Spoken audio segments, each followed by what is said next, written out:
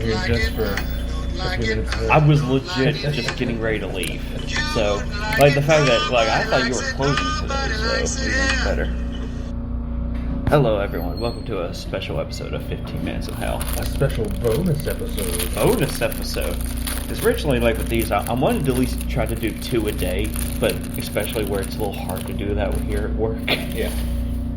With the way our work schedules kind of work. But, no, so, anyway. I'm about 3 hours into Gollum.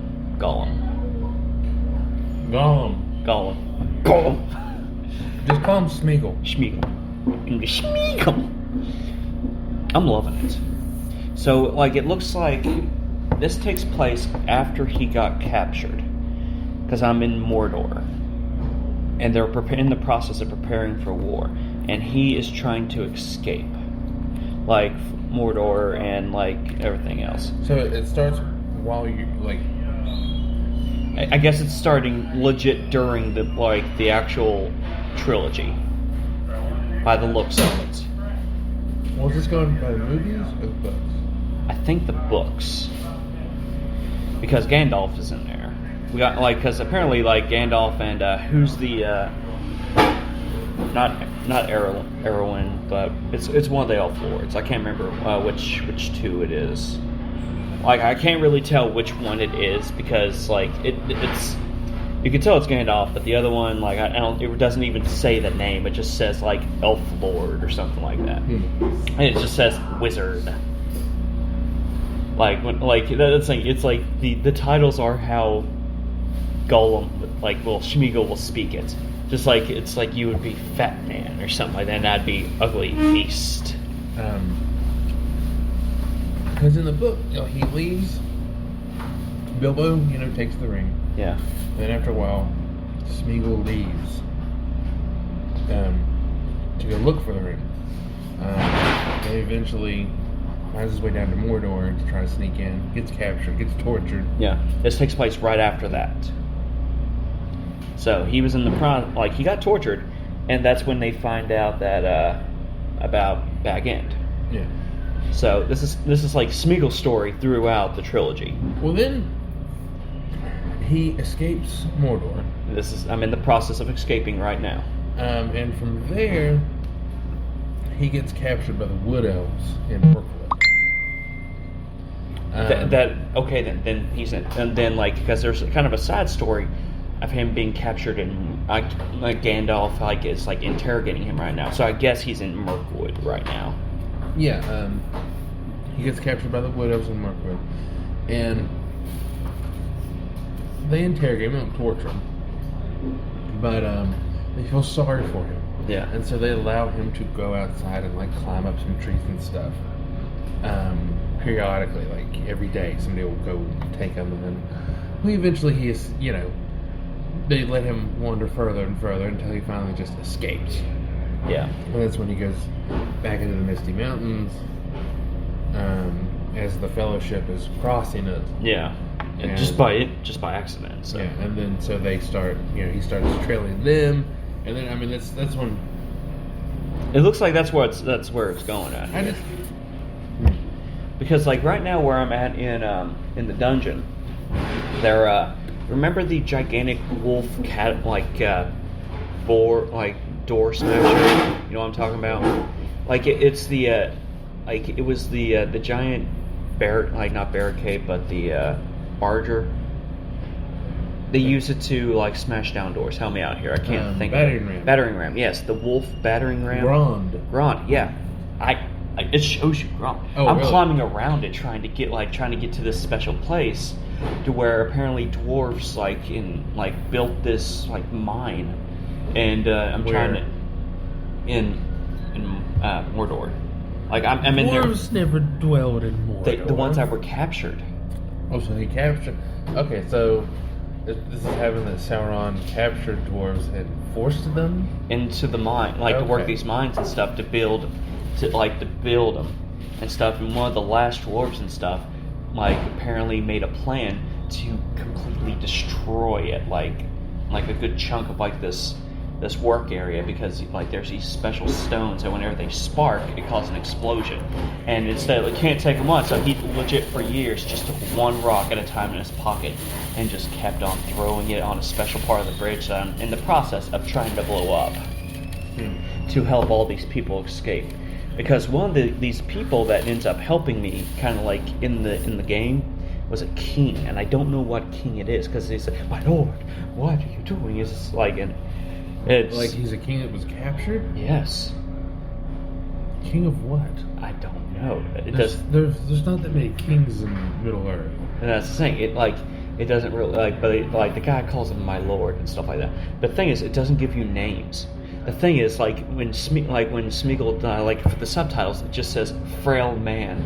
It's legit. It is through the eyes of Smeagol. So it doesn't even it doesn't here's this orc that has like this great battle name and all that stuff. It's just mine orc.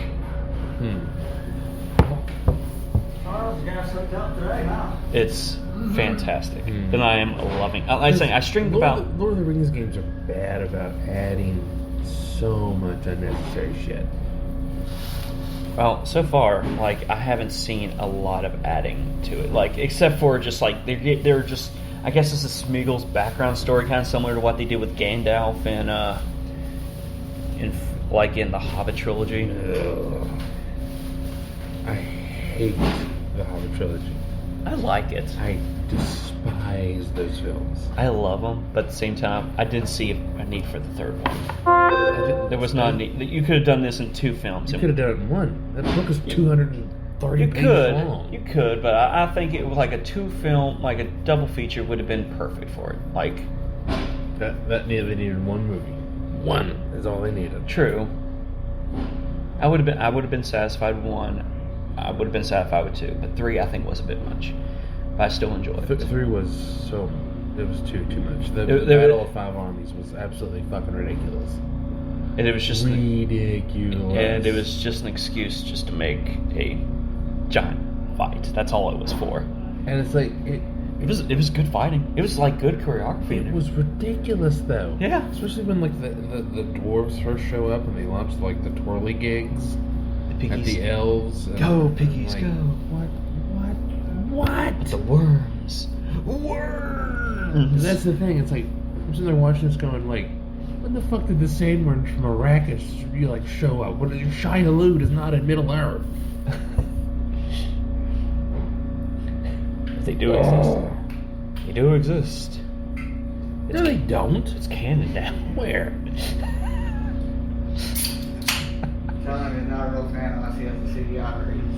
No. No, so they're bringing. You remember the kaiju fighting game Gigabash I was telling you about?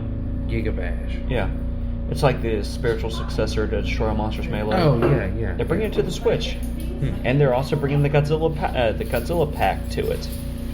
So pretty much just make it Destroy All Monsters. well, you only get 4 Godzilla monsters. You get Godzilla, you get Gigan, you get Mechagodzilla, And King Ghidorah. yeah, Destroyer. How are you not gonna have King Ghidorah? I prefer Destroyer over King Ghidorah. I like playing it with King Ghidorah, but Destroyer was the more. Personally, for me, if I had to choose between like monster fighting, I would have gone with Godzilla, Gigan. I loved Anguirus. Anguirus was fun to play with, and I've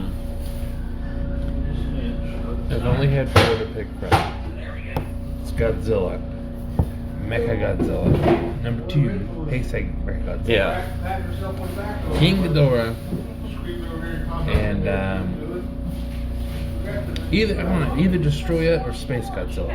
One of the 2. like one of the big villains. Because that's the thing. Because what made Gigan, as we've talked about on this show before.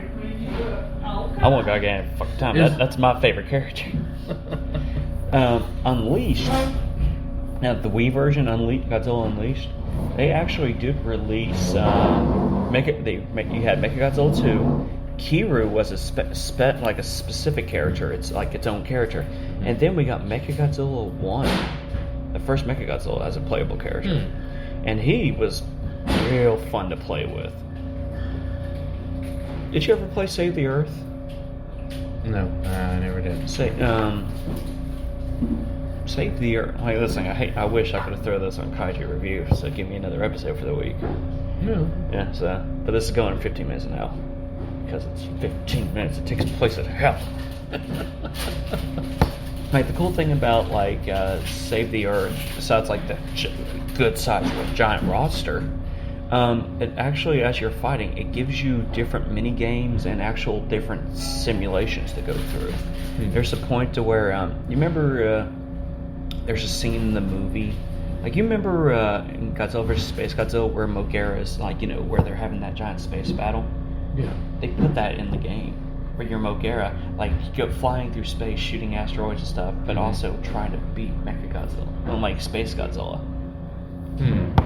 There's, like, an underwater level where Godzilla's, like, kind of swimming, like, under the water and stuff, and then you have to fight Epra. There's Godzilla basketball. There's volleyball. Godzilla basketball. Oh, it's fun. That was like one of my favorite ones. It's like it's Monster Ball, but the thing was, it's where you take one of the, like, well, you can do rocks, but also there's points you can beat up your opponent and throw them into the hoop. It was fun. This is like an entire game all unto itself. Yes, I will. Do you still have a PS2? No, I haven't had a PS2 for a long time. I'll have to.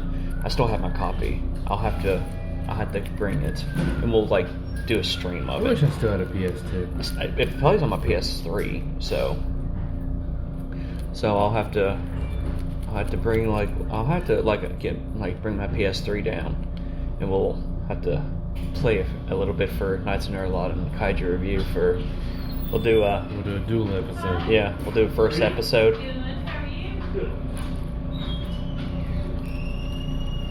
But yeah, I played for like 2.5 hours of Gollum. And I'm probably going to go play more today if I didn't have to be here. Where does the game end? I don't know yet. I actually got it on, Because I can't imagine it just ends with when he, shows up in Lord of the Rings. I would like to think that it takes him all the way to Mount Doom. I hope it does. Because there's, that's the thing, like, it is gigantic. Like, it's a linear adventure and stuff, but it's just straight platformer. Like, and there's points, yes. Like, I have two faults to this game. Number one, the camera. Or you just literally like... No. Like, it's like you can move the camera around and all that stuff. Yeah. But then there's points it legit just automatically changes on you and stuff like that. Like, so it pulls Mario 64. Kind of. Like, it's still movable, but it's not as bad as... crap. Did you play Shadow Colossus, right? Yes. Did you ever play the... I never beat that game. We need to do a review for that one. That'd be fun for us to play together. I think it'd be fun. Do you have it? Yeah, I got that. I got Eco. There's a third one they did, but I can't remember the life of me what it was. Because Shadow of the Colossus is one of those games that does not emulate well. I have the HD remake.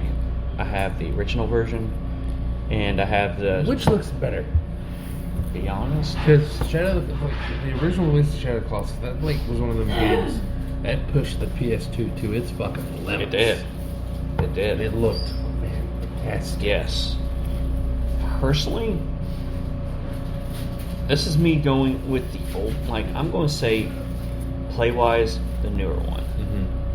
But looks is probably because the older one, but also that's because even back then, let's be honest, the TVs were made for stuff like that, to where it made it look better and stuff like that.